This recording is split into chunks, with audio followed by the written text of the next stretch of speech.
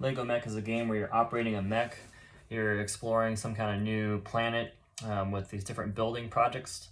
Each of these squares represent a building project. And building these different building projects, contributing to the projects and completing them will earn you victory points.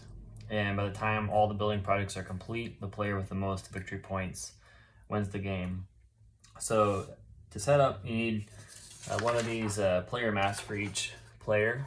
So if there's a 2-player game, you need 2 of them. And then you need the main map page. So this is just 3 pages that you can print on black and white and play the game. The game can be played with your Legos. In fact, that's how it's designed to be played.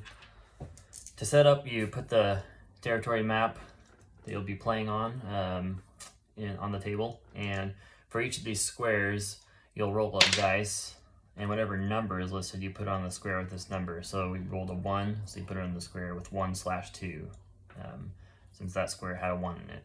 And you do that for each of these. And these represent the available building projects. So now the map is set. Then each player will choose some kind of piece that they can use for their mech. And each player starts on one of the corners of the board, and that's going to be their mech for the game. The other thing that you do is you want to put a Lego piece down on every one of these rectangles. So these represent ways of upgrading your action throughout the game. You can do this upgrade action to take these pieces off, revealing a higher number for the action. I'll explain that in a little bit. But to start, you put any Lego piece on each of these rectangles. Then each player has some kind of score tracker that will track its score going up. So just a little Lego piece works well for that. And then you take any 3 Lego pieces and put it in the energy box. These represent the energy that you can spend on different actions. So that's the setup of the game. On your turn, you're going to be taking three actions. Can be the same or different actions, but these energy represent actions that you can take. So for instance, if this blue player went first, they could move. And then now that they're on this this resource box, these boxes outside of the building sites represent resources that you can collect using the dig action. So for the second action, you could dig, and to get one of these lightning resources, whatever they are, you just take a piece and put it in your lightning box. So that represents the pieces that you have there. And so for the third action, maybe I'll move again. Maybe I'll move over here. When you take the move action, you can't move diagonally. That's important to mention. And at the end of the turn, you just put all the pieces back into place. So that's the move and the dig actions. For my other turn, I moved up here. I could dig again and get some wood. And then I can move over here to this project here. And that would be the end of my turn. Then the other player would go. Now for the building project, if I wanted to use the build action, I could contribute to the building project. And you have to complete these from left to right. So the far left is a wood, and I have a wood, so I could build. And I could use this wood and put it out here. So now this far left resource has been built, and I get a point for that. And I could do another build, but the second is another log, so I don't have that. So maybe I go over here and dig to get another log. That's the end of my turn. And then I know that this is going to need another metal. So I move up here. I dig to get a metal. And then maybe I'd start moving back. And then on my next turn, I can move in here.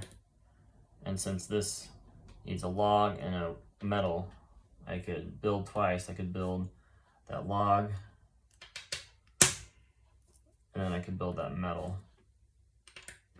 And now this project is complete, and I gain 1 point for each build action. And then I'd also get this point.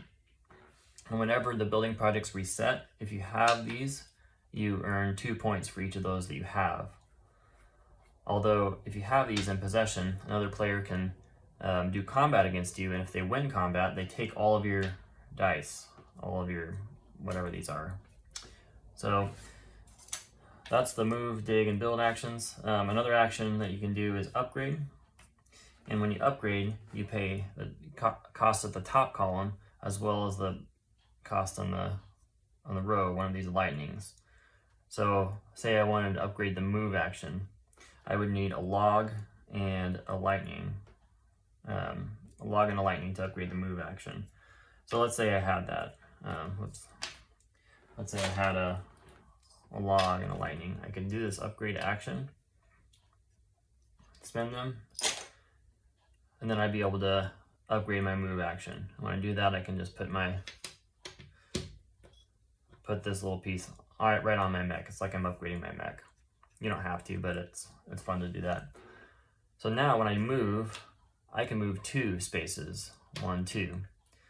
And you can upgrade any of these. You can upgrade the dig so that you can dig twice. The build so you can build twice in one action. You can even upgrade the upgrades so that you can upgrade twice in one action, although you need to pay the cost for both times that you upgrade. So there's an engine building component. It moves right to left as you take these off. If you upgrade this column, you're going to need to pay a metal instead of a wood. So that's how the upgrade action works. The last action is combat. So if you're next to another player, when you're moving, you can't move into another player's space, but you can do combat against them. And the way combat works is if you choose the combat action, you have 3 rolls to roll the number listed in your attack. So I have 3 rolls to get 6. But if I ever roll what my opponent has in this shield row, a 1, then then I can't roll anymore. So if I attacked now, I would need to roll a 6 within 3 rolls, and hopefully never roll a 1. So my roll was unsuccessful. However, if you upgrade and get these out, now I can roll a 6, 5, or a 4, and I get to roll that 3 times. So rolling a 1, it would still trigger his shield and would cancel. I wouldn't have any more rolls left. But if you successfully attack somebody, you're going to move them back to their home base. And if they have any of these dice, you'll be able to put it onto yours. And as I mentioned, at the end, whenever the round is reset, you get 2 points for every dice that you get. So I'll talk about that a little bit. At the moment that there's only 1 remaining building project, so say this one's been built and this one's been built. Just put a piece down there representing it. So maybe this guy built 1, maybe I already did 2. At the moment that there's only 1 left, as soon as someone builds and that happens, players will gain points, 2 points for each dice. And then for every square that doesn't have one of these dice representing an available building project and has some buildings that haven't been built yet, you roll until you get one of the available building projects. So I'd roll there, and I roll here. So that 6 is already built, so I'd re-roll until I got, the 4.